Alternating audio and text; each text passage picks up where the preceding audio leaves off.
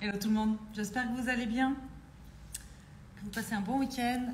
Moi je sors tout juste là de la dernière transmission de Couple Alchimique, ça y est, j'ai refermé l'espace en live en tout cas. Toutes les personnes qui sont inscrites à Couple Alchimique peuvent encore me poser des questions et partager sur Telegram. C'était un chouette moment, intense aussi.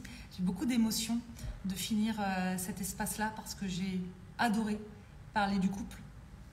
Sur 4 rendez-vous en live, c'était vraiment chouette de faire ça. Je suis heureuse d'avoir créé cet espace, vraiment. Coucou tout le monde. Qui est vraiment intéressant parce que, au-delà du fait que je transmets, il y a aussi le fait que j'apprends, moi aussi. En transmettant, parfois j'ai des déclics, et c'est ce que je partageais d'ailleurs tout à l'heure avec les personnes qui étaient présentes. C'est qu'aujourd'hui, là, en préparant ma transmission d'aujourd'hui, salut Eric, en préparant la transmission d'aujourd'hui, j'ai eu un espèce de déclic de « mais oui, mais bien sûr, dans mon couple, il y a ça aussi, et voilà ce que ça me renvoie, et pourquoi ça me renvoie ça ». Et je trouve que c'est chouette parce qu'on est toujours en chemin, et c'est important de le savoir.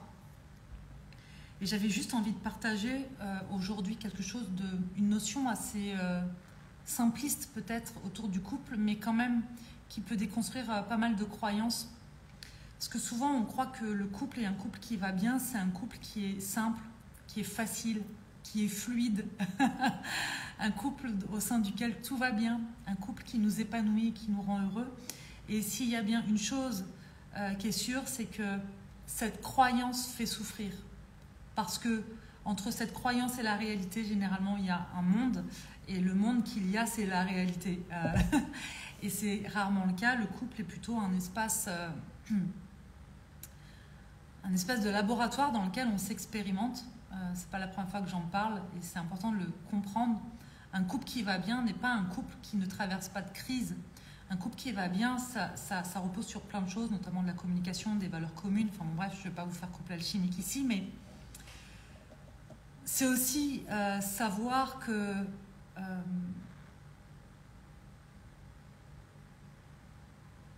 on choisit l'autre pour ce qu'il va aussi nous renvoyer, d'accord? Et généralement, on choisit quelqu'un en fonction de là où on en est et de ce qu'on a à travailler ou à développer, ou surtout en fonction de nos zones d'ombre qui nécessitent qu'on y mette de la conscience, de la lumière, sur tous ces schémas un peu inconscients qu'on peut avoir et qui nécessitent qu'on y mette de la conscience. Pour moi, le couple fait partie du développement personnel. Absolument, Christophe. Et je crois que c'est vraiment d'ailleurs un espace dans lequel ça pulse, quoi. Parce que toutes les choses sur lesquelles je résiste, l'autre met le doigt dessus. Hein. Inconsciemment ou consciemment, il met le doigt dessus. Et l'autre est le miroir. Dans la relation en général et encore plus en couple parce qu'on est encore plus présent et que l'autre nous connaît encore mieux que nos amis, par exemple, parfois.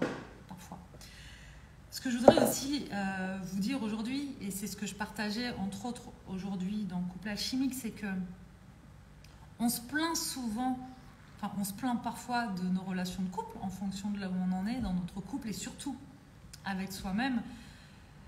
Mais il y a bien un truc à comprendre quand même, c'est que le couple, c'est le premier alibi pour ne pas avoir à regarder ce qui n'est pas confortable chez soi. Pourquoi ? Parce que quand on est en couple, la première intention, si on n'a pas cheminé en fait, c'est d'aller pointer l'autre du doigt et de se dire que si on n'est pas heureux, c'est de la faute de l'autre.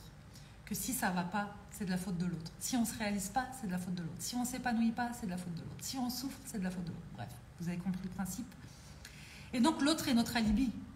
L'autre est le problème. Et tant qu'on est focus sur l'autre et le problème, eh bien ça nous évite de nous dire « Ok, maintenant si je prends 100% de ma responsabilité, si je regarde les choses avec sincérité, qu'est-ce qui se passe en fait? Qu'est-ce qui se passe en moi? Qu'est-ce qui se passe pour moi? Ça fait 12 ans que je suis avec la même personne, avec des montagnes russes, mais malgré toutes les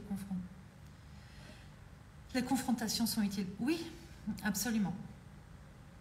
Absolument.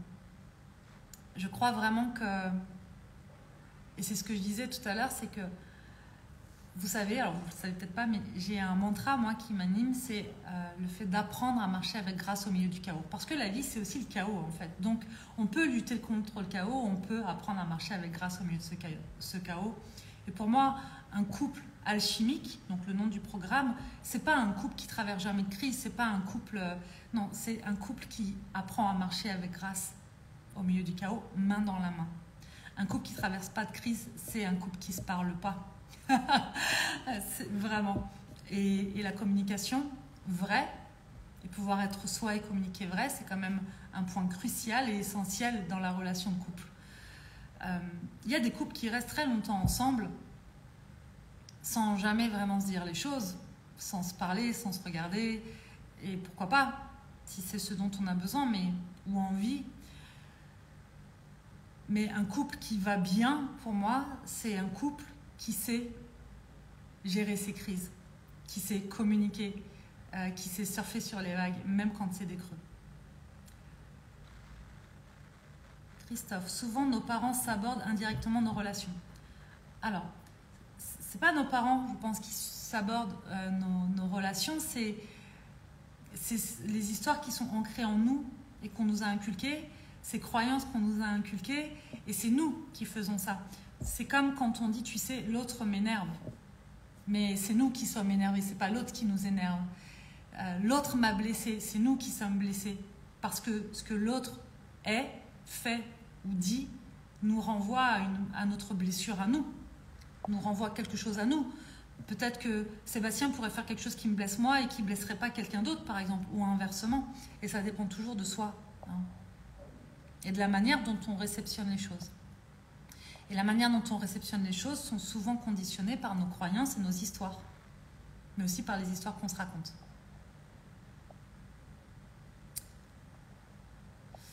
Comment apprendre à communiquer de la bonne manière? J'en parle dans Couple Alchimique.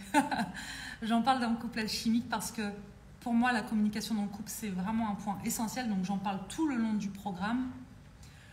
Parce que souvent, on croit qu'on communique, mais parler n'est pas communiquer, hein. On peut beaucoup se parler dans le couple et que ce ne soit pas du tout une bonne communication. Donc ça, j'en parle en long, en large et en travers dans Couple Alchimique. Si tu veux aller plus loin sur cette notion-là, c'est vraiment important de savoir communiquer au sein du couple.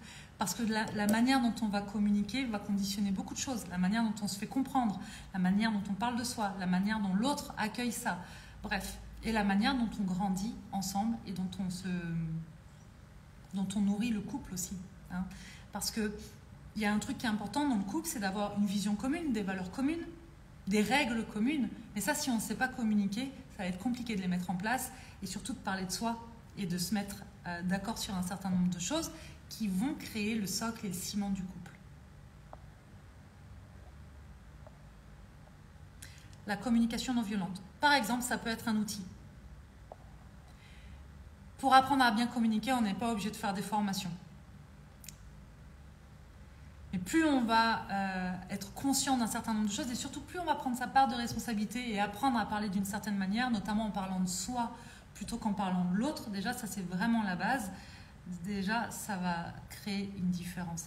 Qu'est-ce qui dissocie parler de communiquer et communiquer?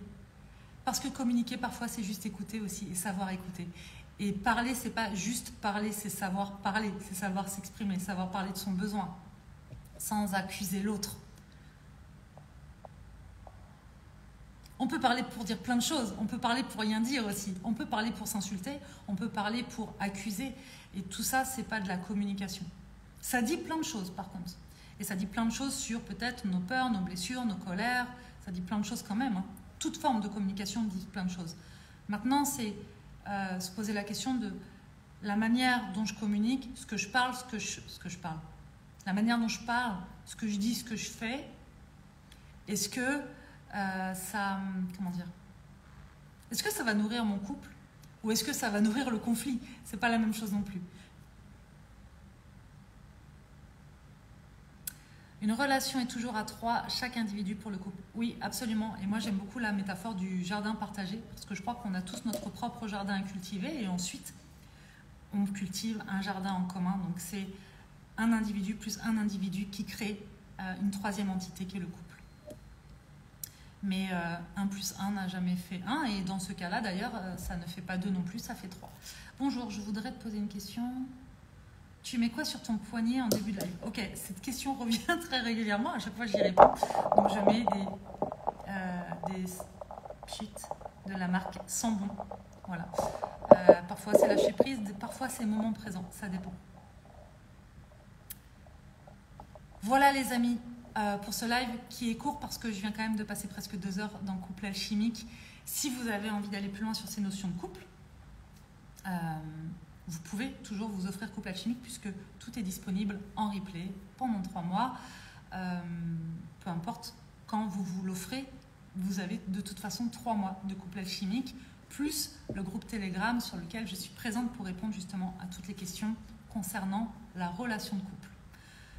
Voilà, je vous embrasse. Je vous dis à demain. Passez un très bon week-end.